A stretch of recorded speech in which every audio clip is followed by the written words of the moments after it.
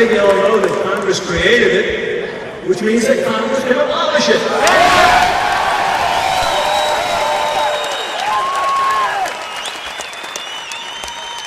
Another way of ending the Fed is to let there be competition in issuing real money, and the Fed would simply go out of business.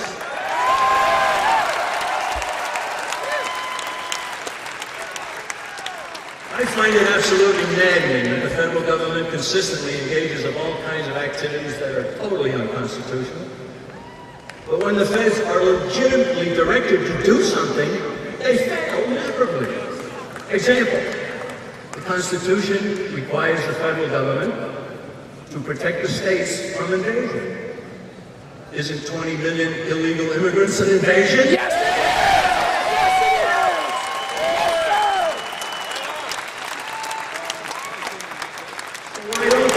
Close the borders. Yeah. Why don't they end the freebies for the illegals? Well, they don't, because there's a plan to put our nation in a North American Union with Canada and Mexico, and then to merge us with the European Union, and then completely cancel independence. That's what that's all about. You know, I think everybody has their favorite part of the Constitution. My favorite part is Article 1, Section 1, Sentence 1. Right? You know what it says? It says all legislative powers herein granted are vested in Congress. Okay? If all lawmaking powers vested in Congress, how can a Supreme Court decision be the law of the land?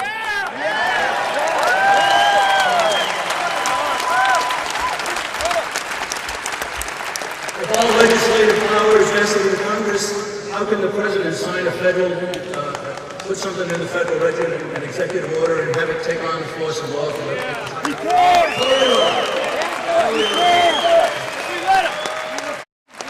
But go back to that sentence. All legislative powers herein granted are vested in Congress. Herein granted where? In this! Right? No foreign aid, no education, no housing, no transportation, no Federal Reserve, no this, no that, and so on. Let's get back to the Constitution.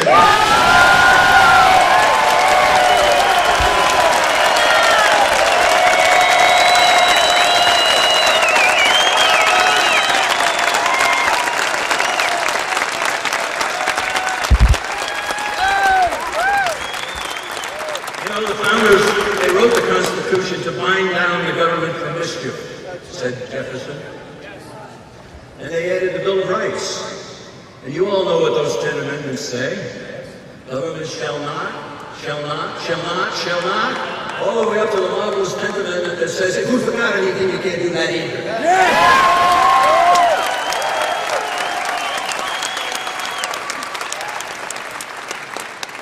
Beginning at the time of the bicentennial of our great nation, a movement was launched to revise the Constitution through a constitutional convention. The promoters of this scheme knew very well that once convened, a con could not be limited. They also knew that with a con, they could destroy what we have and lead us into a dictatorship. There's a professor named James McGregor Burns, and he actually stated, "Let us face reality. The framers of the Constitution have simply been too shrewd for us. If we are to turn the founders upside down, to put together what they put asunder, we must directly confront the constitutional structure they erected." He actually said that. McGregor Burns and his allies sought to have a con by the year 1987, the 200th anniversary of the Constitution.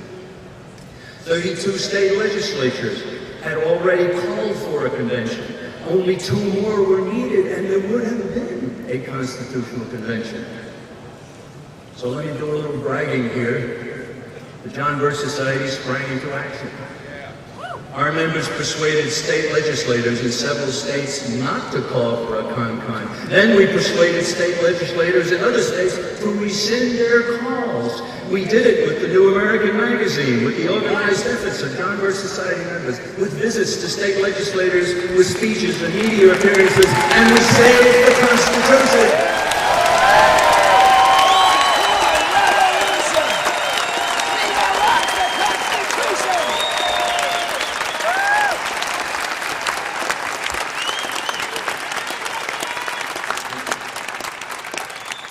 John Birchers revere what the founders gave us, but we know that it's not enough just to have a constitution. What's needed is a rising tide of demands that elected and appointed officials adhere to the document's limitations. They all swear an oath to uphold it, and the only clause they seem determined to obey is the one that says they shall be paid out of the U.S. Treasury. It's been my distinct honor to know Ron Paul for most of the years that he has served in Congress. We know and he knows that he needs help down there in Washington. We keep telling Americans what's right about Americans and what's wrong about our country. We'll keep planting the seeds of liberty so that good candidates will arise and the voters will make better choices. We'll keep spreading the message of the John Birch Society contained in our motto, less government, more responsibility, and with God's help, a better world.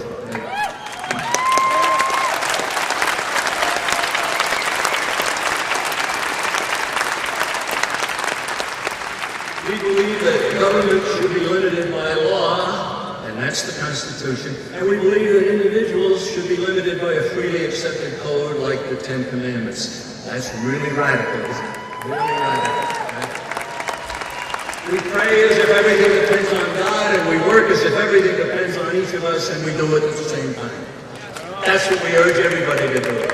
I hope each of you is determined, as is every member of the John Birch Society, to take our country back.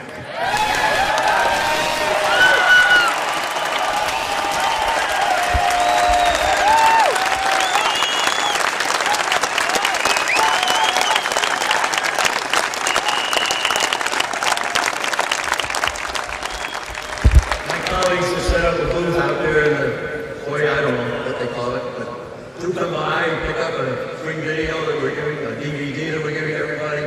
Take a look at our New American Magazine. We're glad to have anybody take a look. And I'll close with the realization that has already dawned on many newly awakened and newly energized Americans is simply this: if you like Ron Paul, you'll love the John Birch Society.